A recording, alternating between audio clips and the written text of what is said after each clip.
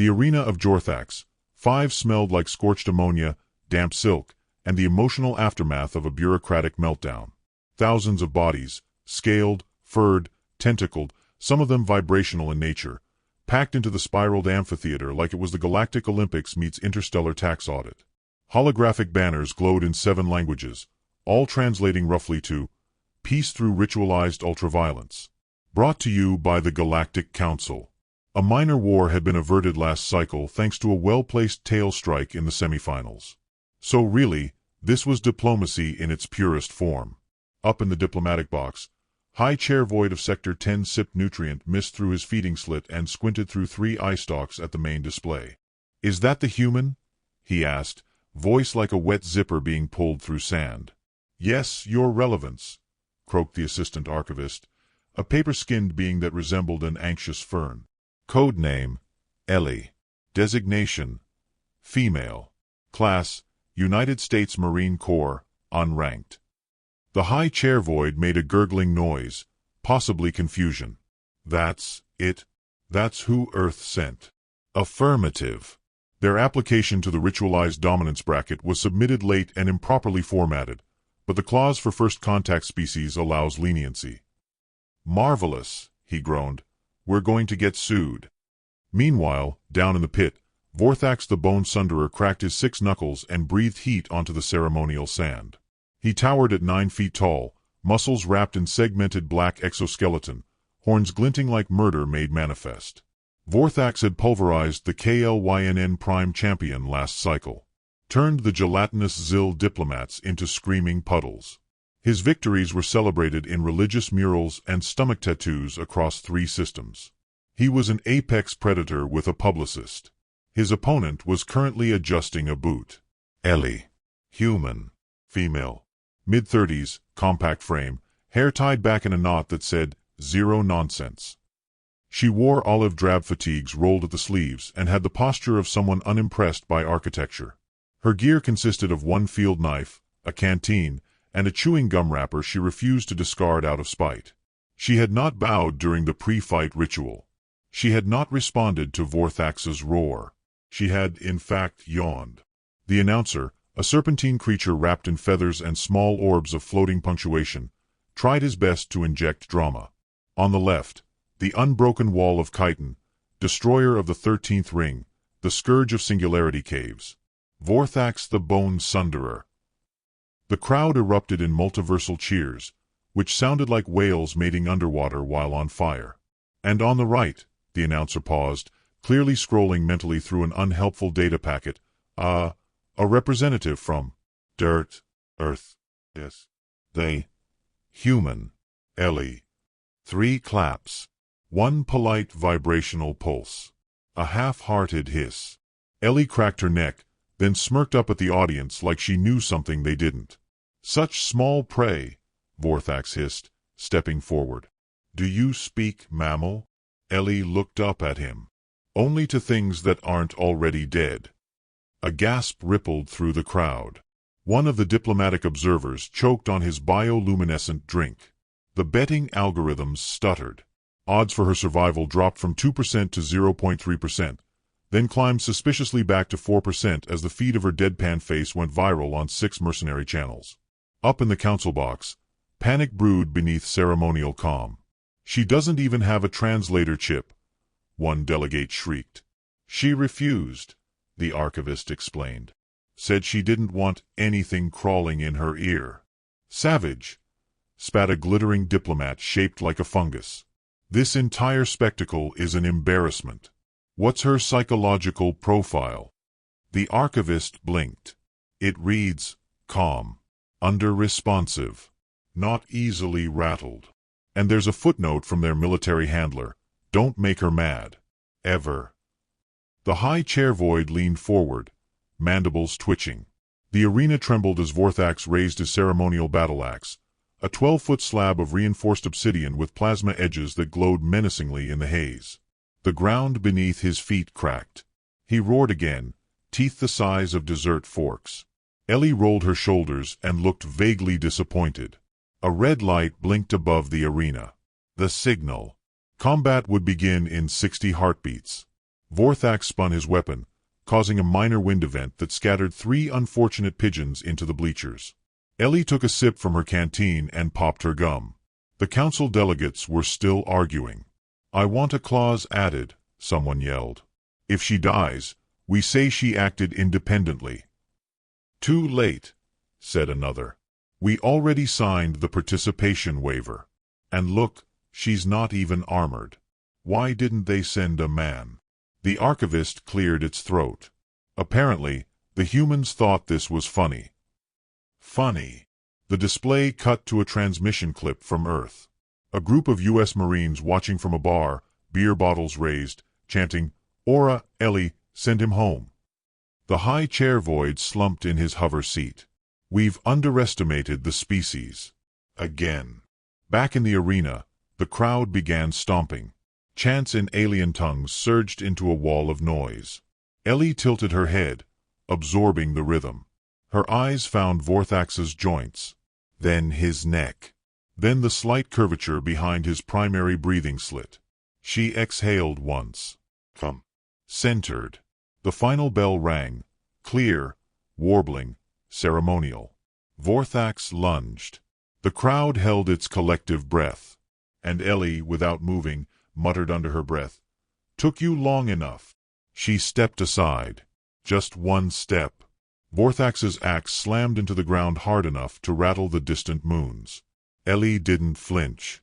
Not yet. That was coming. But not until she was sure the universe was watching. Ellie had once walked through a sandstorm on Mars without flinching, spent 30 hours in a vacuum-sealed capsule with a dying comms unit, and stared down a rigged fusion mine with nothing but duct tape and a silent prayer. This was none of those things. This was worse. Because here, in the spiral maw of Vorthax V's Colosseum, everything reeked of performance. Nothing about this was combat in the traditional sense. It was theater soaked in blood, run by bureaucrats, and cheered on by species that still measured glory in decapitations per minute.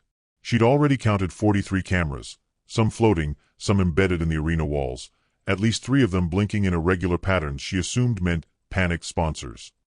The sand underfoot was moving, subtly, but enough to throw off balance. Variable traction, most likely. That figured. Some species used suction cups. Others had 17 legs. Humans got boots and sarcasm. She rotated her left ankle in her boot, flexed her toes. Good enough. The announcer continued to sputter hyperbolic nonsense into the ozone as Vorthax strutted in ceremonial arcs around the edge of the arena, his claws carving grooves into the dust. Ellie ignored him. He was posturing, trying to intimidate, trying to psych her out like he hadn't already decided she was a soft target wrapped in an ill-fitting uniform. Her lips twitched at the thought. The arrogance. Delicious. Up in the observation tower, the council officials argued over the proper translation of her expression. "I believe she is grinning," asked one. "No. Surely she's baring her teeth in terror," said another. "Possibly neurological failure," offered a third, helpfully. Ellie didn't hear them, but she could have guessed the gist.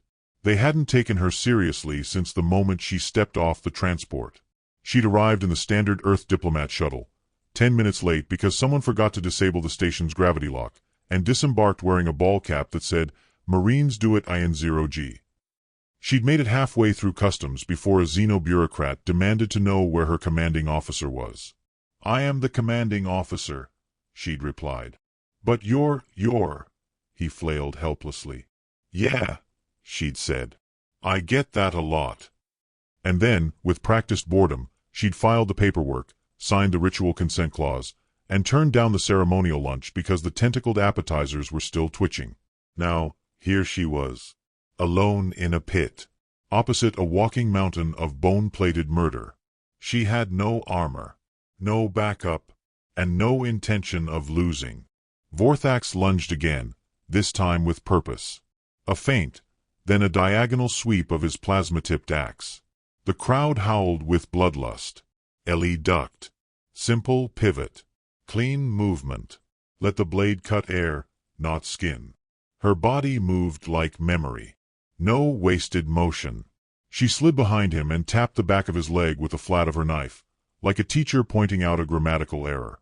The crowd didn't know what to do with that. Vorthax did. He snarled, spun around, and bellowed. His breath smelled like burning leather and spoiled meat. "You mock me, human." Ellie shrugged. "You make it easy." He charged again. She danced backward, footwork crisp. Vorthax slammed the axe into the ground a second time, spraying debris in all directions. This time she moved forward, not back. In one fluid motion, she rolled under his arm, slashed upward with a knife, not to wound but to mark. A long, shallow line across his rib plating. Nothing fatal. Nothing even damaging. But enough to be noticed. Up in the council box, tension spiked. She cut him. It's superficial. She's not supposed to be able to touch him. "She's measuring, you idiots," the archivist murmured. "She's collecting data." Ellie was doing exactly that. She'd never fought a Vorthaxian before, but she'd read every after-action report from the Black Files Earth's brass had scraped off intercepted alien feeds. Their joints were weakest at the lateral hinge. Their vision relied on pheromone halos. Their battle rage, triggered by certain frequencies, doubled their strength, but halved their coordination. All this, she filed away like grocery items. Vorthax howled and turned clumsily, his rage rising. Perfect. She dodged again, letting him wear himself down, each swing a little slower, each roar a little more desperate. His foot caught on the sand's inconsistent texture, exactly as she'd predicted. Gravity shifted slightly, another feature of the arena to favor species with built-in stabilizers.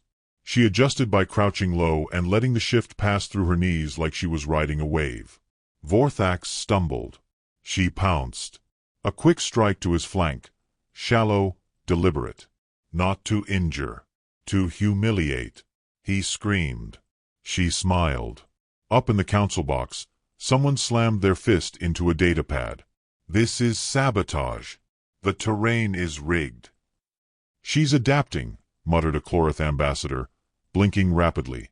"They don't breed for muscle. They breed for, what's the word, disruption." "Chaos," whispered another. "She's using chaos." They weren't wrong. Ellie had trained in chaos. The Corps specialized in unpredictability, taught her how to bend rules until they snapped in someone else's face. And while most of the galaxy loved symmetry and rituals, humans had perfected the art of asymmetrical warfare. One knife, one brain, one goal. She ducked a backhand from Vorthax that could have collapsed a wall and slid behind him again, this time cutting across the back of his knee. He screamed. It was a real wound this time. Not fatal, but it staggered him. The crowd fell deathly silent. The betting systems froze. 100,000 screens across the quadrant recalculated the odds. 4%. 7%. 11%. Ellie exhaled through her nose and switched hands. The next swing came slower. She didn't dodge. She stepped into it, a feint that caused Vorthax to hesitate just enough.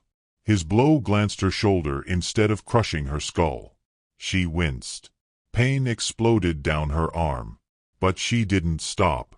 She stepped forward, under his guard, and drove the hilt of her knife into the spot just below his second heart, a vulnerable zone the reports had flagged as inconveniently placed but stupidly exposed. Vorthax froze. His limbs twitched. His massive frame wobbled. And then, with the elegance of a falling tree, he collapsed. Ellie stepped back, panting slightly, blood running down her left sleeve. Her eyes stayed on him until he hit the sand. Then she looked up at the stands. Everyone was still. The announcer dropped his script.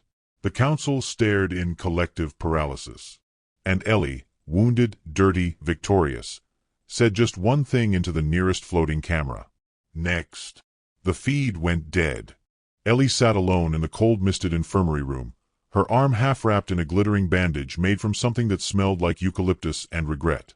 The automated medic, shaped like a bloated seahorse and deeply offended by the amount of human scar tissue it encountered, hovered near her elbow, bleeding intermittently. She ignored it. She wasn't in the mood to be pitted by furniture. A single pull screen on the far wall played a highlight reel of the fight. Again. Her dodges, shown from 6 angles. Her knife glinting as it found chinks in Vorthax's armor. The way she'd stood still and waited for just the right heartbeat before slipping under his guard. The silence when he dropped. The stunned disbelief in 10,000 alien eyes. Now it looped the moment she looked into the camera and said, "Next." Ellie rubbed her temples. "Why do I talk?" She didn't ask the question aloud because she expected an answer. She asked it because she knew what was coming. The door hissed open behind her. A collection of limbs and official insignia walked in, followed by a floating diplomatic orb and a xeno-legal translator that looked like a spiky octopus mid-nervous breakdown. "Lieutenant Eleanor Mason," said a voice as oily as wet metal, "you've caused a procedural cascade of monumental proportions." Ellie looked up. Her face was unreadable. The speaker was a council envoy, species unknown, likely engineered for meetings and stern warnings. Its skin pulsed with magenta stress lines. "You have broken 3 cultural taboos, insulted a hereditary war bond, and, according to one witness, smirked at a ceremonial banner." "Is smirking lethal?" she asked dryly.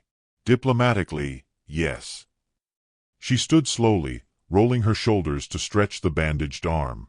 "You're welcome for the entertainment." The envoy's tone turned icier. "You weren't sent here to win. You were sent to participate."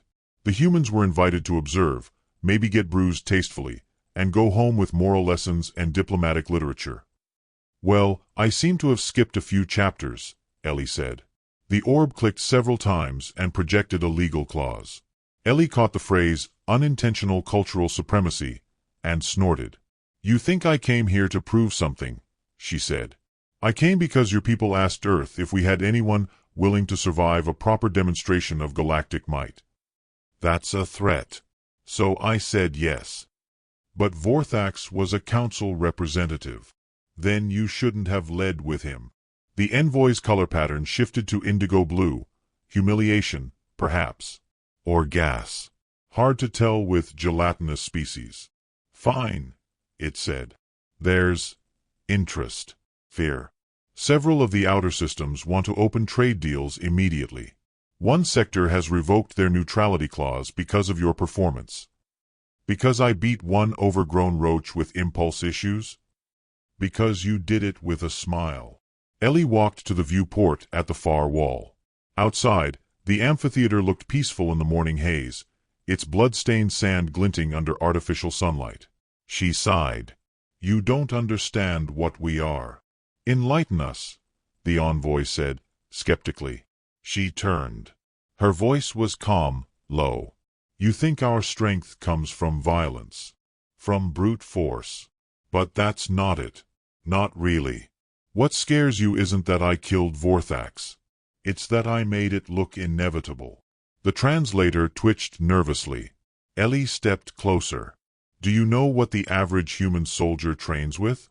Do you know how many simulations we run? How many failed generations we buried just to learn the right way to breathe under fire?" No one answered. "I'm not your worst-case scenario," she said. "I'm the floor. I'm the baseline. You picked a random name from a list and got me. But I have sisters in that unit who can see the future in bullet arcs. Brothers who can tear apart tanks with exosuits made from recycled plumbing. I'm average." The room fell still. "And you know what else?" she added. "We don't like war. It costs too much. It takes pieces you don't get back. But if you bring it to our door..." She stared the envoy down. "We don't lose." Silence. Then, the envoy gestured to the floating orb. "We will update the diplomatic record." "You do that." They filed out, slightly faster than they entered. The door hissed closed. Ellie sat again. The medic resumed its hovering. She looked up at it, bemused. "You got anything stronger than eucalyptus?" It blinked. Administered something. She didn't ask what. Later, they gave her a room on the diplomatic floor, some kind of thank-you/exile situation. The bed was too soft. The windows too wide. She stared at the ceiling for 20 minutes before she pulled the blanket over her head and fell asleep. When she woke, a tray of alien rations sat on her table, delivered by a nervous runner who didn't make eye contact. Next to the food was a plain box. Inside, a ceremonial medallion, etched with Vorthaxian symbols. Below it, a note. Translated poorly. For the one who turned the tide without turning to rage. She stared at it a while. No smiles. Just thought. That afternoon, she sat on a bench outside the council chamber. A Kilari ambassador, six-legged, insectoid, and unusually poetic, approached and sat beside her. "I watched your fight," it said. "You moved like sound does before thunder." "Thanks," she muttered. The Kilari tapped a scroll case against the bench. "We fear humans, now. But it is not the kind of fear that breeds hate. It is the kind that precedes respect. Or possibly worship, depending on the translation algorithm." Ellie didn't respond. The ambassador stood. "Tell your people we hope for peace, and that we will not test you again." She nodded once. That was enough. The ambassador clicked twice in farewell and left. Alone again, Ellie leaned back and looked up at the stars beyond the dome ceiling. She felt her muscles still aching, her ribs tender. Her arm throbbed in the places where the medic salve hadn't reached. But inside, she was still. Not proud. Not angry. Just solid. She reached into her pocket and pulled out her tags. Brushed them with her thumb. One word from the surface of the metal caught in the light. Marine. Back on Earth, someone would be watching this footage right now. Her old CO. Her squad. Probably Jenkins with a beer, laughing at her unimpressed face. She grinned. "Hope you got that, you bastards," she said under her breath. And in that moment, not one camera caught her. Not a single envoy lingered. But the galaxy had already shifted. And it would never shift back. The morning after Ellie Mason flipped the Galactic Council's assumptions upside down, the bureaucracy reacted exactly as it always did. With panic, paperwork, and a heavily convened emergency quorum that lasted 12 hours, produced 6 position memos, and resolved absolutely nothing. Across 6 systems, diplomatic channels flickered with frantic energy. Council aides, bioluminescent, mucus-slick, feathered, gelatinous, screamed into secure comms in their respective dialects. News anchors in every corner of known space looped the same clip, a human woman dodging a war king's strike and calmly dismantling him with a knife the length of a dessert spoon. A floating news banner over the central core world broadcast read, "Human Marine disarms Vorthax. Galactic order in question?" In a council chamber the size of a minor city, 11 species argued over whether Ellie's victory constituted a breach of the species engagement treaty. Her victory was inelegant, insisted Ambassador Throlg of the Shivercrust dynasty, his gelatinous mass quivering from stress. She didn't even utilize sacred form. She used efficiency, snapped a Kilari diplomat, whose antennae twitched with restrained admiration, which is evidently more terrifying than your sacred dance routines. And she smiled, added a fungal emissary from the Sporulac League, its spores visibly recoiling. Smiling after violence is statistically correlated with psychopathy in over 90% of our cultural models. At the far end of the chamber, a single human representative, Commander Lex Sloan, retired naval intelligence and currently Earth's chief liaison to the Galactic Council, stirred his lukewarm tea and watched the debate unfold with all the emotion of a cat in a sunbeam. "She smiled because she won," he said finally, interrupting a particularly shrill translation argument between 2 floating voice boxes. "You asked for demonstration combat. You got a demonstration." "She was never supposed to win," someone wailed. "Then don't challenge species you don't understand." The chamber fell into a mutinous silence. Lex placed his cup down. "You all have the same mistake running through your protocols. You think humanity is aggressive because we enjoy violence. We don't. We hate it. It breaks things, lives, homes, sometimes entire planets. But when you back us into a corner, when you tell us we're inferior, when you make us prove ourselves over and over again, we learn. And we don't forget." A Rinthari delegate, whose 3 hearts beat in alternating rhythms, tapped its translator gently. So what happens now? More of her. Lex smiled thinly. She was the quiet one. That statement rippled through the chamber like a whisper of extinction. Meanwhile, Ellie Mason herself sat in a hangar bay beside her shuttle, elbows on her knees, staring at the launch checklist like it had personally wronged her. She wore fresh fatigues, bandages tucked beneath the sleeves, and a cup of real coffee that someone, probably Earth's delegation, had bribed half the local port authority to deliver. A nearby maintenance droid was trying and failing to buff scorch marks off the shuttle's rear fin. "Don't bother," Ellie said without looking. "Battle scars build character." The droid chirped mournfully and powered down. Her shuttle would leave in 30 minutes. Council officials had given her clearance, though not without whispering about optics and security incidents, and whether or not a paroling collar would be considered offensive under human law. It didn't matter. She was done here. Footsteps approached. Slow, deliberate. Lex Sloan came into view, his uniform immaculate, silvered at the temples. Ellie glanced up. "Thought you'd be in a meeting screaming about the future of interspecies relations." "They screamed without me," Lex said. "Didn't want to ruin their momentum." He handed her a data chip. "This is your exit briefing. Light reading. 57 diplomatic violations, 12 cultural misunderstandings, 3 formal poems accusing you of sorcery."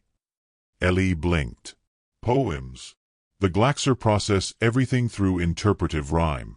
Yours translated questionably." She stuffed the chip into her bag and took another sip of coffee. "They're going to ban us from the games, aren't they?" "Oh, without question," Lex nodded. "But you'll be glad to know recruitment numbers on Earth tripled overnight. Someone already printed your face on a poster with the words, 'polite but lethal.'" "God," Ellie muttered. "Jenkins probably started that." They stood in silence for a moment. Then Lex spoke again, voice quieter. "You did something big out there. They'll recover, sure, but not without changing the way they look at us." "That good or bad?" "Depends if they decide to make peace before trying round 2. Ellie watched a cargo vessel lift into orbit, leaving a blue fire trail behind. "If they come again, send someone louder." Lex smirked. "I'll tell HQ to start prepping the loud ones." The shuttle announced pre-boarding over the intercom. Ellie slung her pack over her shoulder and stood. "You know what the funniest part is?" she said. Lex arched a brow. "They thought I was exceptional." "You're not." She smiled faintly. "I'm standard issue. You should see what we've got back home." She climbed the ramp and didn't look back. The shuttle door hissed shut. 20 minutes later, the vessel broke atmosphere, headed back toward the Sol system. Her seat reclined half an inch too little. The tea was oversweet. The pilot had a nervous habit of humming during takeoff. Ellie closed her eyes. For the first time in months, she felt almost at ease. Back on Jorthax 5, as the Council continued debating the threat level of Earth's female combat variants, a small child from the wind-dwelling Mirai species watched a recording of Ellie's fight on repeat. Her 6 eyes glittered with awe. "Mama," she said, in a tone both reverent and very dangerous, "I want to be like her." And somewhere in the bureaucratic dark, a dozen protocols were updated. Too late. Way too late.